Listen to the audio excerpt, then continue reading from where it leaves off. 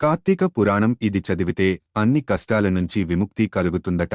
పూర్వం నైమిశారణ్యమునకు సూత మహర్షి రాగా ఆయనను శౌనకాది మునులు సత్కరించి సంతుష్టుని చేసి కైవల్యదాయకము అయిన కార్తీకమాస మహాత్మ్యమును వినిపించి మమ్ములను ధన్యులను చేయమని కోరారు. ఈ కార్తీక మహాత్మ్యాన్ని అష్టాదశ పురాణములలోని స్కాంద పద్మ పురాణములు రెండింటా కూడా వక్కాణించి ఉన్నారు. లీలామానుష విగ్రహుడైన శ్రీకృష్ణ పరమాత్మచే పద్మ పురాణములోనూ ఈ కార్తీక మహాత్మ్యము సవిస్తరముగా చెప్పబడినది. ఇప్పుడు కార్తీక శుద్ధ పంచమిన పారాయణం చేయాల్సిన కార్తీక పురాణ విశేషాలను తెలుసుకుందాం. ఓ జనక మహారాజా, కార్తీకమాసములో స్నానదాన పూజానంతరమున శివాలయమందుగాని విష్ణ్యాలయమునందుగాని శ్రీమద్భగవద్గీత పారాయణము తప్పక చేయవలయును. అట్లు చేసినవారి సర్వ పాపములును నివృత్తియగును. ఈ కార్తీకమాసములో కరవీరపుష్పములు శివకేశవులకు సమర్పించినవారు వైకుంఠమునకు వెళ్ళుదురు. భగవద్గీత కొంతవరకు పఠించిన వారికి విష్ణులోకం ప్రాప్తించును. కడకందలి శ్లోకములో నొక్క పాదమైనను కంఠస్థ మొనరించిన ఏడల విష్ణు సాన్నిధ్యం పొందుదురు. కార్తీక మాసములో పెద్ద ఉసిరికాయలతో నిండి ఉన్న ఉసిరి చెట్టు క్రింద సాలగ్రామమును యథోచితంగా పూజించి విష్ణుమూర్తిని ధ్యానించి ఉసిరి చెట్టు నీడను భుజించవలెను. బ్రాహ్మణులకు కూడా ఉసిరి చెట్టు క్రిందనే భోజనం పెట్టి దక్షిణ తాంబూలములతో సత్కరించి నమస్కరించవలయును. వీలును బట్టి ఉసిరి చెట్టు క్రింద పురాణకాలక్షేపం చేయవలయును. ఈ విధంగా చేసిన బ్రాహ్మణపుత్రునకు నీచజన్మము పోయి నిజరూపము కలిగెను అని వశిష్ఠులవారు చెప్పిరి. అది విని జనకరాజు, మునివర్య, ఆ బ్రాహ్మణ యువకునకు నీచజన్మ మేల కలిగెను. దానికి గల కారణమేమి? కార్తీక మాసములో పెద్ద ఉసిరికాయలతో నిండి ఉన్న ఉసిరి చెట్టు క్రింద సాలగ్రామమును యథోచితంగా పూజించి విష్ణుమూర్తిని ధ్యానించి ఉసిరి చెట్టు నీడను భుజించవలెను. బ్రాహ్మణులకు కూడా ఉసిరి చెట్టు క్రిందనే భోజనం పెట్టి దక్షిణ తాంబూలములతో సత్కరించి నమస్కరించవలయును. వీలును బట్టి ఉసిరి చెట్టు క్రింద పురాణకాలక్షేపం చేయవలయును.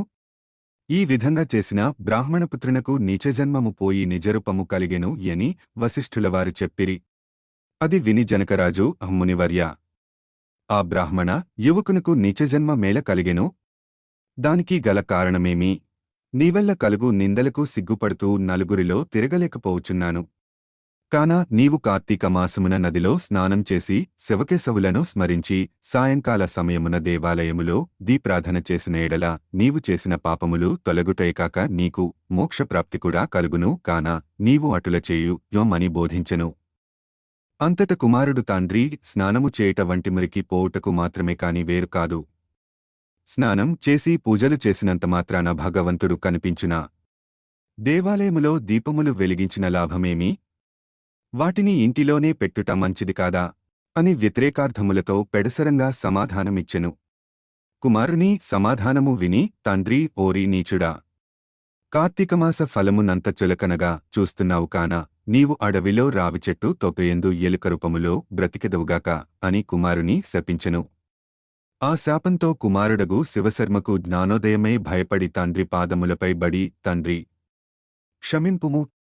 అజ్ఞానంధకారములో బడి దైవమును దైవకార్యములను ఎంతో చులకన చేసి వాటి ప్రభావములను గ్రహింపలేకపోతిని. ఇప్పుడు నాకు పశ్చాత్తాపము కలిగనది. నాకా శాప విమోచనమెప్పుడే విధముగా కలుగునో దానికి తగు తరుణోపాయమేమో వివరింపు అమని ప్రాధేయపడెను. అంతట తండ్రి, బిడ్డా, నా శాపమును అనుభవించుచు మూషకమువై పడియుండగా నీవెప్పుడు కార్తీక మహాత్మ్యమును వినగలవో అప్పుడు నీకు పూర్వ దేహస్థితి కలిగి ముక్తి నొందుదువు అని కుమారుని ఊరడించెను. వెంటనే శివశర్మ ఎలుక రూపము పొంది అడవికి పోయి ఒక చెట్టు తొమలో నివసించుచు ఫలములను తినుచు జీవించుచుండెను. ఆ అడవి కావేరీ నది తీరమునకు సమీపమున నుండుటచే స్నానార్థమై నదికి వెళ్ళువారు అక్కడనున్న పెద్దవట వృక్షము నీడను కొంతసేపు విశ్రమించి లోకాభిరామాయణము చర్చించుకొనుచు నదికి వెళ్ళుచుండేడివారు. ఇట్లు కొంతకాలమైన తరువాత కార్తీకమాసములో నొకరోజున మహర్షియగు విశ్వామిత్రులవారు శిష్యసమేతముగా కావేరీ నదిలో స్నానార్థమై బయలుదేరారు. అట్లు బయలుదేరి ప్రయాణపు బడలికచేత మూషకము ఉన్న ఆ వటవృక్షం క్రిందకు వచ్చి శిష్యులకు కార్తీక పురాణమును వినిపించుచుండిరి. ఈలోగా చెట్టుతోలో నివసించుచున్న మూషకము వీరి దగ్గరనున్న పూజాద్రవ్యములలో నేదైనా తినే వస్తువు దొరుకుతుందేమోనని బయటకు వచ్చి చెట్టు మొదట నక్కియుండెను. అంతలో నొక కిరాతకుడు వీరిజాడ తెలుసుకొని వీరు బాటసారులే ఉందురు. వీరివద్దనున్న ధనమపహరించవచ్చు ననెడు దుర్బుద్ధితో వారికడకు వచ్చెచుడగా వారందరూ మునీశ్వరులే. వారిని చూడగానే అతని మనస్సు మారిపోయినది. వారికి నమస్కరించి మహానుభావులారా, తమరు ఎవరు? ఎందుండి వచ్చితిరి? మీ దివ్య దర్శనంతో నామనస్సులో చెప్పరాని ఆనందము కలుగుచున్నది గానా వివరింపుడు అని ప్రాధేయపడెను.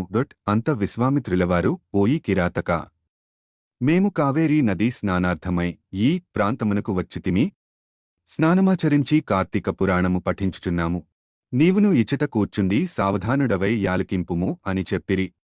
అటులా కిరాతకుడు కార్తీక మహాత్మ్యమును శ్రద్ధగా ఆలకించుచుండగా తన వెనుకటి జన్మ వృత్తాంతమంతయు జ్ఞాపకమునకు వచ్చి పురాణ శ్రవణానంతరము వారికి ప్రణమిల్లి తన పల్లెకు పోయెను.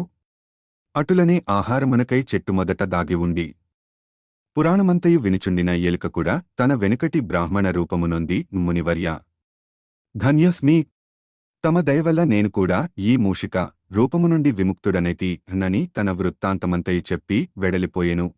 కనుక ఓ జనక, ఇహములో సిరిసంపదలు పరలోకమున మోక్షము కోరువారు తప్పక ఈ కార్తీక పురాణమును చదివి ఇతరులకు వినిపించవలెను. ఇట్లు స్కాంద పురాణాంతర్గత వశిష్ఠ ప్రోక్త కార్తీక మాహాత్మ్యమందలి తెలిపారు.